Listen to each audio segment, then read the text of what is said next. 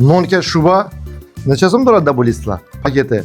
Bir qism bo'ladi. Qizmasan ham 1 million chisti üstü qo'sha 3 milliondan 6 million so'mdan hozir dublonkalarni ko'rsataman. Saralari, zo'rlari chisti derdan bo'lgan. Yulman, giyilmayan paket bular. Bu firmani daniq adamlar biladi. Alaskan. Made in Korea, chisti koreyskiy.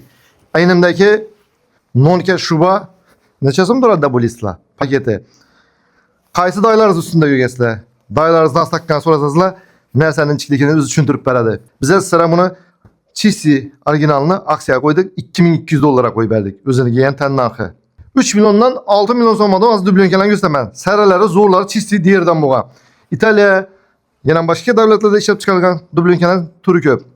Yaxshi, kimga qiziq bo'lsa, dublonka pastda telefonim bilan qoldiraman, egalarini chiqarasizlar. Bu dublonkani ko'ringlar. Tiketkalar ham turibdi o'zini pasportlari ishlab chiqarilgan. 6 million so'm. 3 million so'mdan dedim-ku, 3 million so'mliklari endi to'g'risini aytish kerak, sal giyilgan, bular giyilmagan paketlari bular. Bundan da yomonlari turibdi, ko'rasizlar. Bu meni o'zimnikidan bunga. Bunga 6 million so'm yulman, giyilmayan paket bular.